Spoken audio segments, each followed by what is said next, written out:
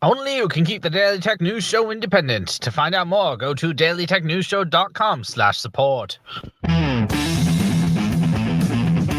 This is the Daily Tech News for Tuesday, May 22nd, 2018. Tom Merritt is out this week from Studio Feline. I'm Sarah Lane.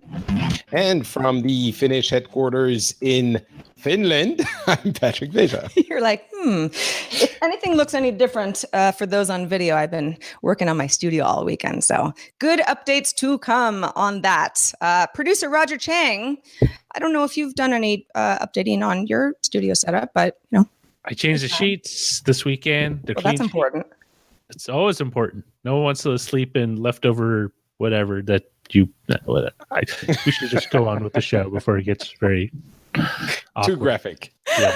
All right, moving on. Let's talk about some tech things you should know.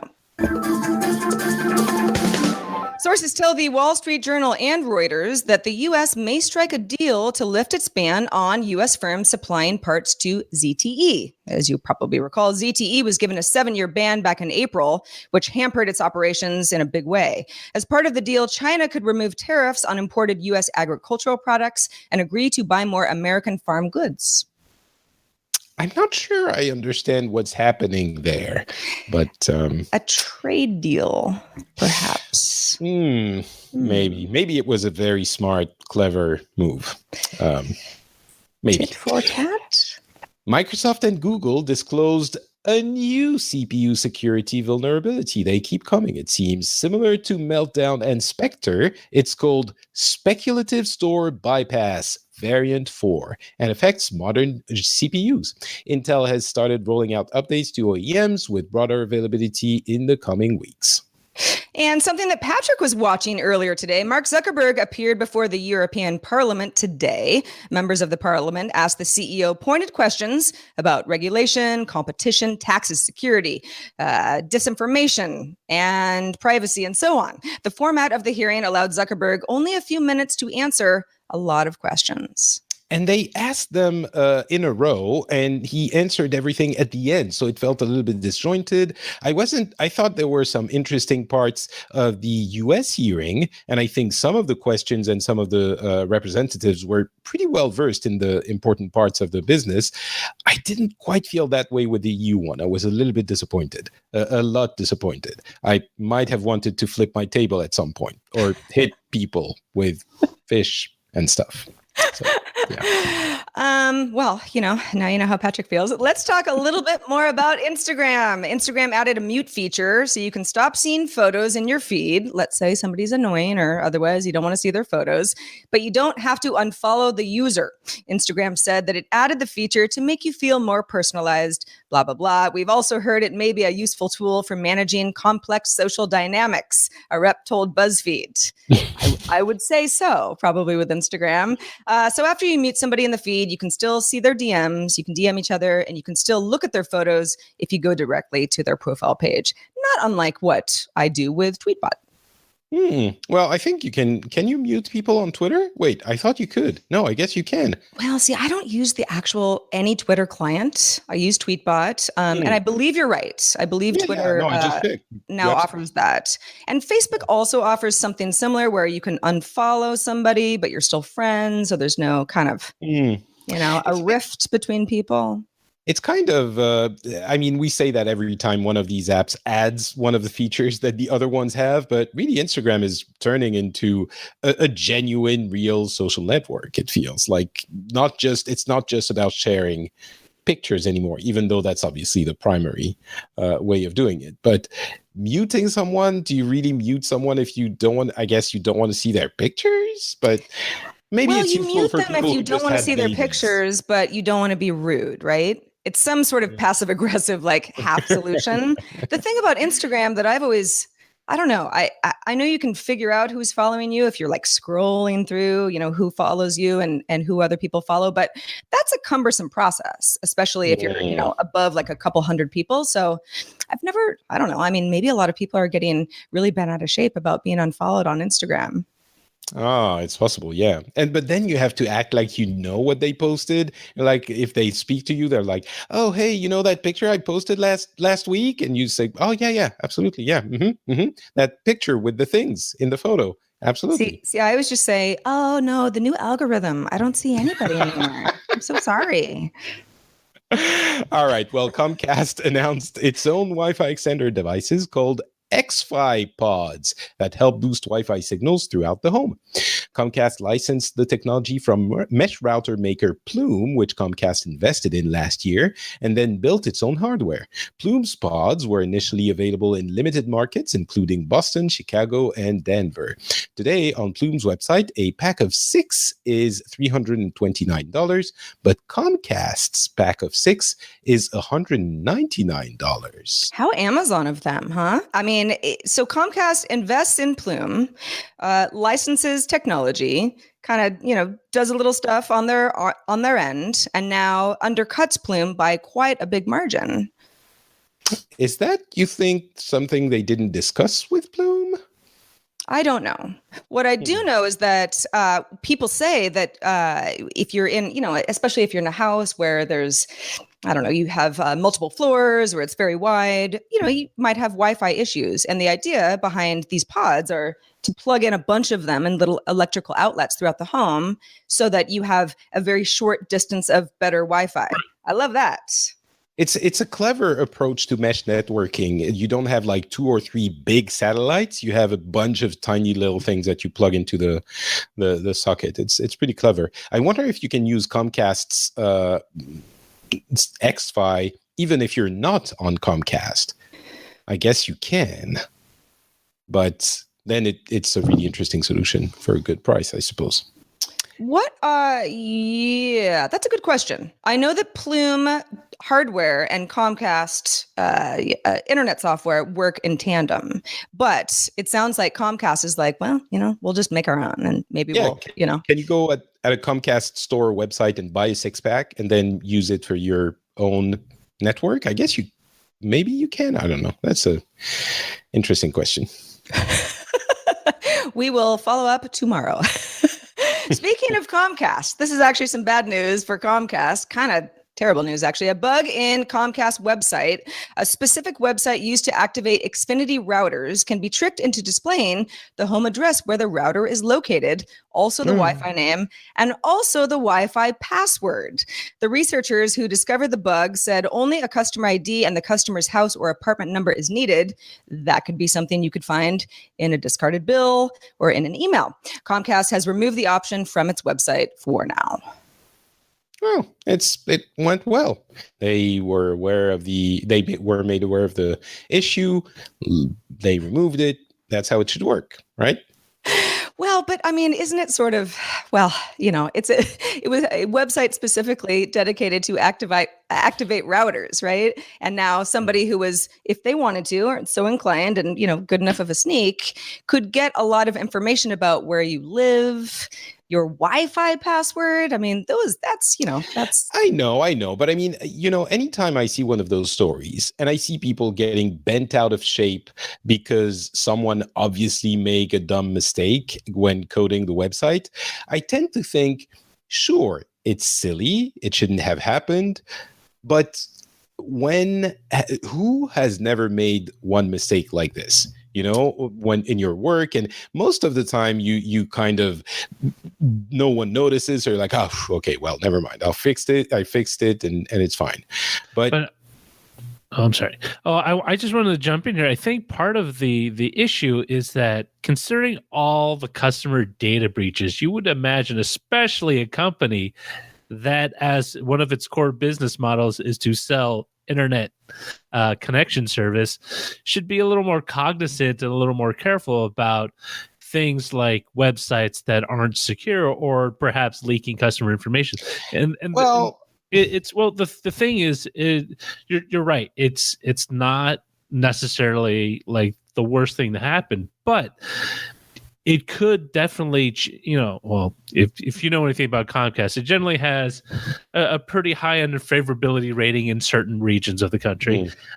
It already adds a negative perception to the company that, hey, if you can't take care of the small stuff, granted, it's not major like your social security number or credit card number, but it is, it is part and parcel of your home, your router password, your router ID. I think, I mean, I understand, but I'm not saying, oh, it's fine. No, it's not a problem at all. I'm just saying, I'm guessing they do worry about these things. They do, especially with the data breaches that have been happening in the recent months and the focus that has been on them. I'm pretty sure I'm hoping they went and tried to make sure everything was in order. And this must have slipped through the cracks. Sometimes things slip through the cracks. And I'm just saying, he who has never made a mistake, throw the first stone. I don't think a lot of stone would be thrown in the world. But well, sure. I mean, yeah, of course, Comcast didn't do this on purpose. But if somebody's like right outside my house and they know where I live and they can get my signal because they have my information, I mean, at the very least, even if they weren't stealing anything besides that, don't steal my Wi-Fi. It's just a lot of ifs. And Roger seems unsatisfied. I have a personal, full disclosure, I have a personal beef with Comcast because I used to use them as my broadband provider. We'll not go into a long story, but we have history.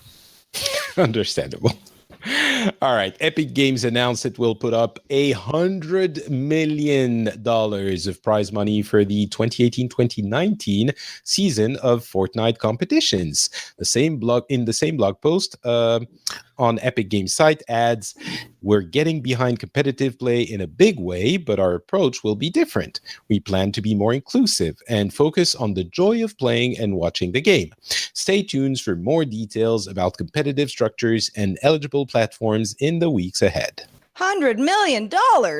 My goodness. I mean, who wouldn't have fun if that was golly gee? Yeah, I know. You're gonna get at the end of it. Wow. So Patrick, how much have you played Fortnite? What is your opinion on its extreme popularity? It's a good game. I've played a little bit. I haven't played a lot. It's a good game that benefited mostly from the fact that it was free to play, available on all platforms, and incredible popularity with the kids. If you don't know what Fortnite is, ask your 10-year-old. They will know, believe me. That is all they can think about all day. We might actually do something in talking about this in a little bit. More details for DTNS lab stuff, possibly. But yeah, Fortnite is very, very popular. It's a good game. Excellently crafted, and this 100 million, it's not unheard of. These kinds of numbers have been seen in some other games, but it's certainly up there, and especially for a game that really just blew up now. It blew up maybe 6 months ago, and a little bit more, and already they're ponying up 100 million.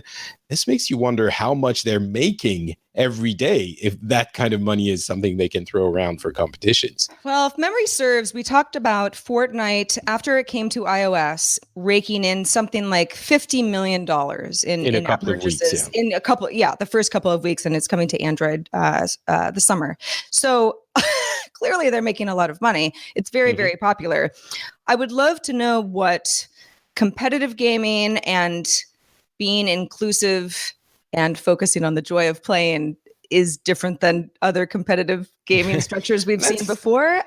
Yeah, that's an interesting. It's an interesting choice of words. I'm very curious as well. The thing is, for most esports, you have a clear narrative that can develop, and that is easy to watch, or relatively easy to watch. You have, two teams, one against another, two players, one against another. The games are relatively understandable. Blue has to kill red, etc., etc. In Fortnite, the Battle Royale game mode is 100 players get dropped in, and then the last survivor wins. And in order to make that into an esport, it's a little bit more challenging. Like, where do you get 100 people in the arena, in a sports arena, and film them? And do you follow one player on camera for the people who are viewing, but then that player dies after 20 minutes and you don't know what the other ones have been doing and how they've been progressing? It's a little bit complicated. So I'm guessing it might have to do with that. Like, let's focus on the joy of playing, meaning we're going to be watching everyone. It's not going to be necessarily like the last person wins. Yes, that's going to be important, but not the only focus. Epic Games. This will be fun. This will be fun. 100 million. I mean, that is some of the biggest prize money I've ever heard of. Yeah, I think Dota did a little company. bit more, but Dota 2, but yeah. Yeah. Usually Amazon. Sorry.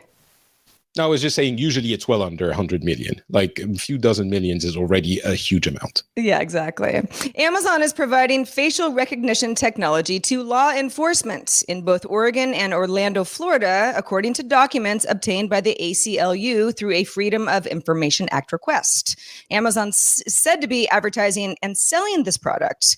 It's called recognition with a K, to law enforcement agencies for a very low price. The ACLU and several civil rights organizations have submitted an open letter to Amazon asking the company to stop, arguing that mass surveillance could disproportionately affect vulnerable communities. I wonder what's in it for Amazon. I mean, playing nice with the government, getting data from the things they're facial recognitioning.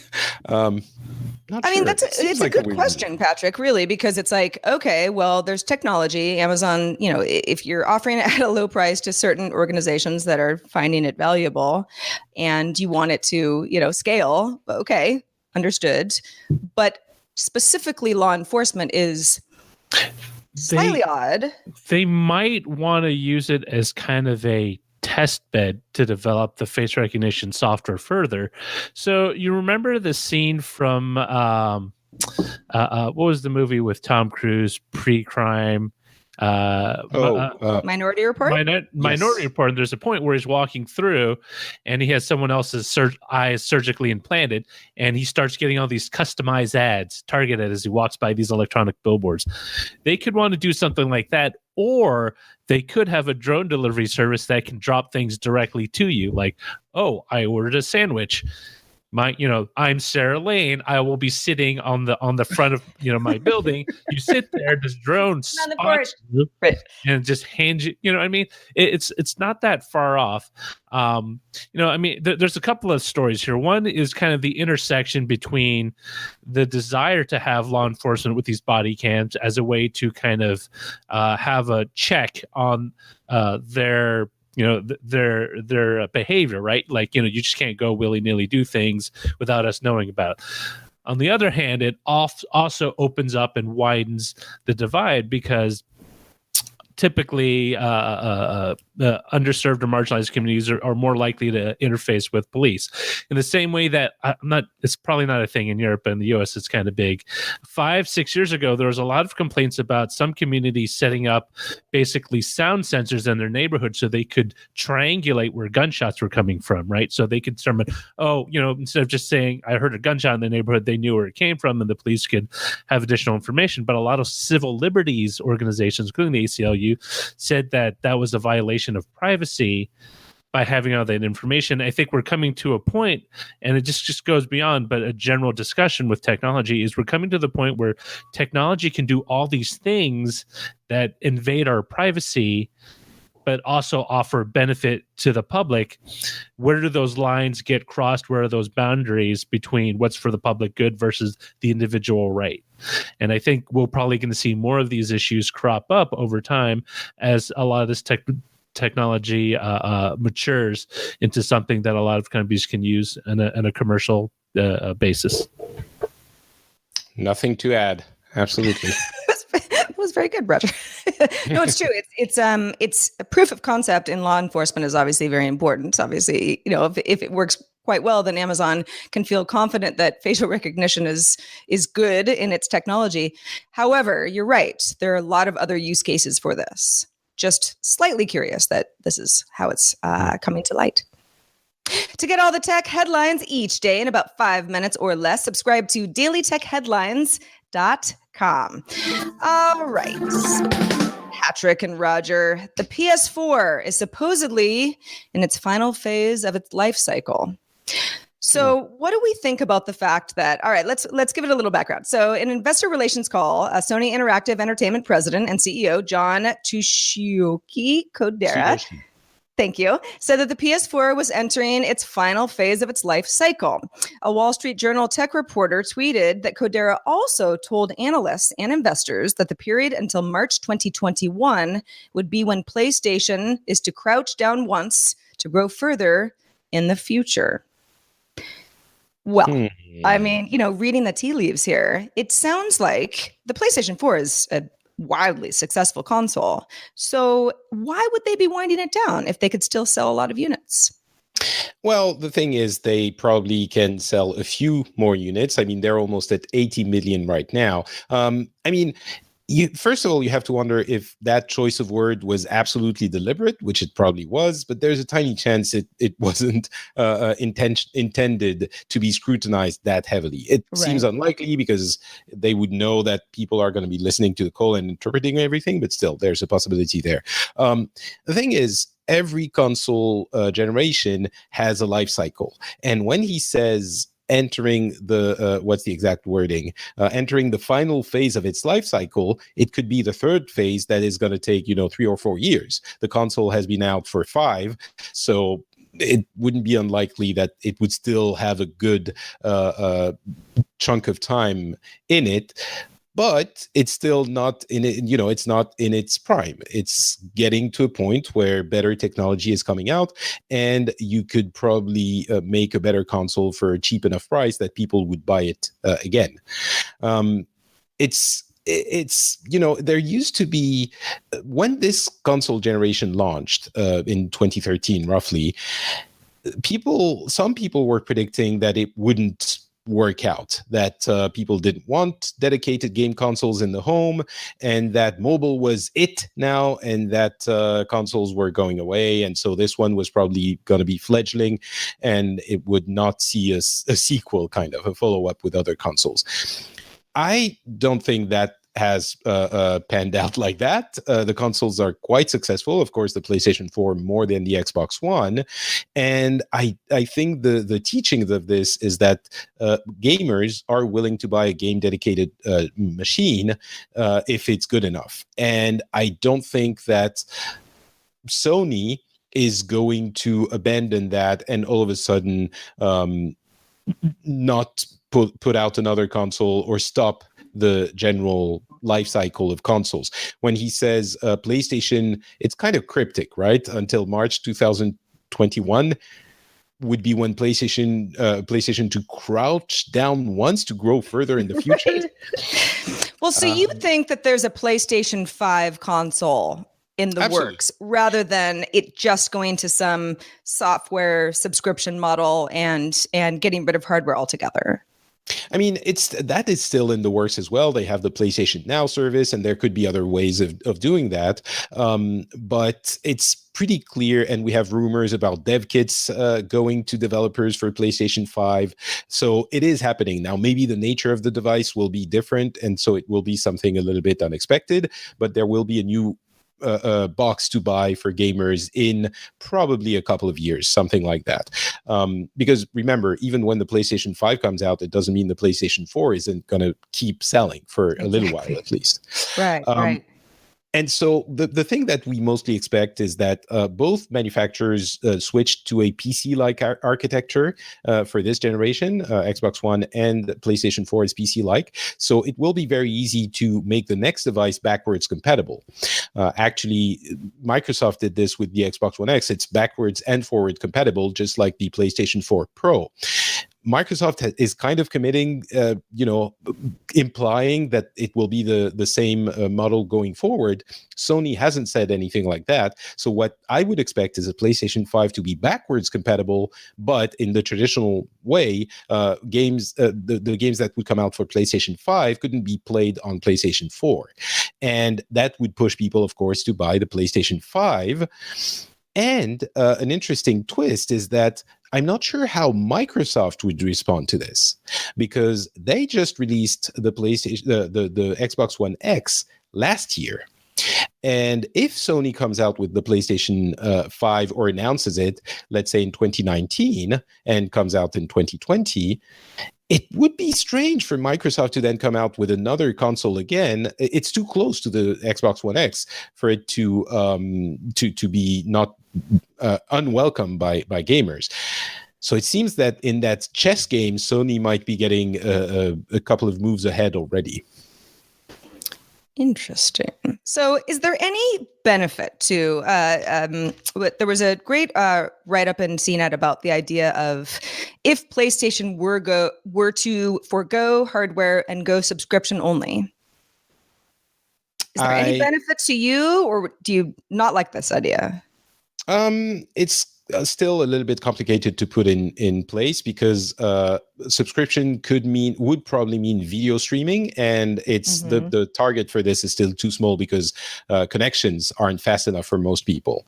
I don't see that happening. That is the kind of thing that you were hearing about at the beginning of this generation, and I think it hasn't panned out. We never know, but I don't think that's what the comments of John Codera meant.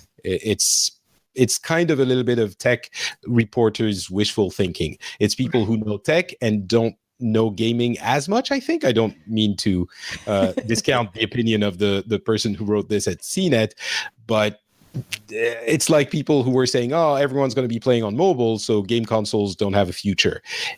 No, not really. People who knew gaming didn't think like that.